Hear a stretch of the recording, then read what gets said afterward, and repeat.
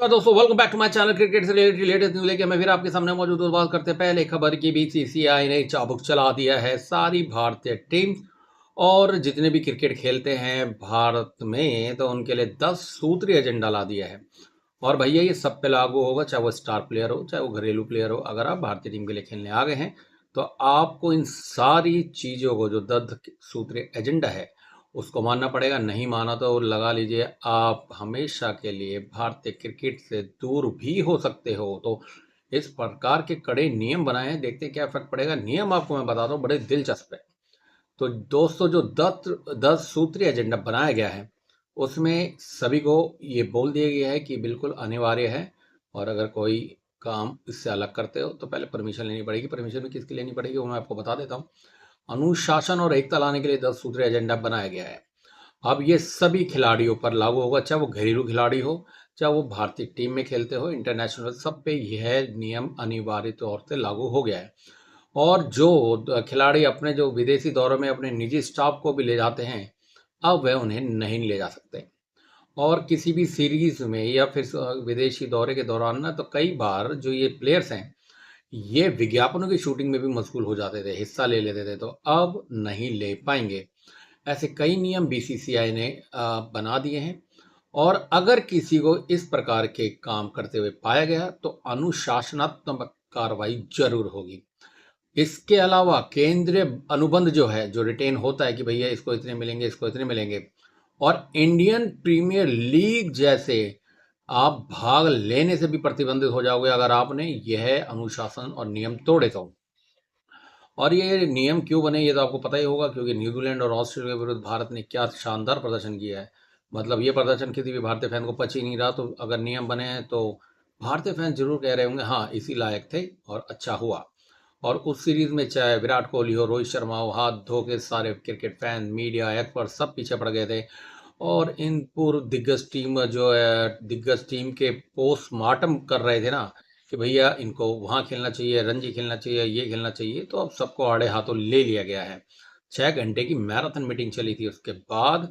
और उसमें कौन कौन थे? उसमें गौतम गंभीर को बुलाया गया था, उसके अलावा रोहित शर्मा को बुलाया गया था, एक सीनियर प्लेयर और था।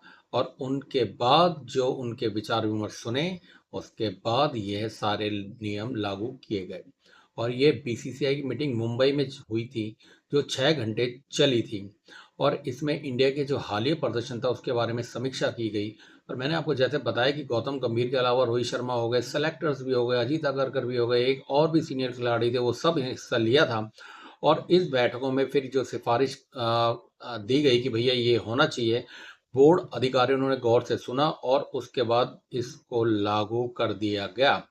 और अनुशासन और एकता के एजेंडे के अंतर्गत ये 10 नियम लाए गए हैं। तो उसमें मैं आपको बता देता हूँ। एक तो विदेशी दौरों में जो आज तक अपने पत्नियों, बच्चियों, पारिवारिक सदस्यों के साथ आप घूमते रहते थे ना, वो मात्र 14 दिन के लिए, मैंने पहले भी वीडियो में बताया था। उसके अलावा अपने साथ निजी स्टाफ भी जाते थे। भैया कोई तो अपना हेयर सैलून वाला ले जा रहा है, कोई कुछ ले जा रहा है, तो सब पे प्रतिबंध लग गया गया है। और ये नियम खाली प्लेयर के ऊपर नहीं, कोच के ऊपर भी और सपोर्टिंग स्टाफ के ऊपर भी लागू होता है। अब सीरीज के दौरान कोई भी खिलाड़ी जो है विज्ञापन की शूटिंग नहीं कर पाएगा। पहले कर लेते थे, चलो जी आ रहा हूँ इतने बजे, आ रहा हूँ इतने बजे, फ्री हो जाऊंगा। तो अब वह भी नहीं होगा। बोर्ड की नीतियों के अनुसार जो है, कोई भी अगर असाधारण कंडीशन आ जाती है, कोई अपवाद आ जाता है, तो पहले आपको चीफ सेलेक्टर से और कोच से इसकी परमिशन लेनी होगी। अगर वो देते तो ठीक है, और अगर आपने वो उनका जो नियम है वो पालन नहीं किया तो बोर्ड बहुत उचित कार्रवाई करेगा। और अनुशासनात्मक कार्रवाई के अंतर्गत जो जो भी हो सकता है वो सारे नियम और सारे अधिकार अपने पास ले रखे हैं। इसके अलावा एक एजेंडे में ये भी चेतावनी दे दी गई है कि बीसीसीआई के खिलाफ अगर इस आचार संहिता को किसी भी खिलाड़ी ने तोड़ा तो उस पर कार्रवाई बिल्कुल होगी। और इसमें कोई भी, चाहे वो स्टार प्लेयर हो चाहे वो घरेलू क्रिकेट खेल रहा हो, सब पे लागू होता है।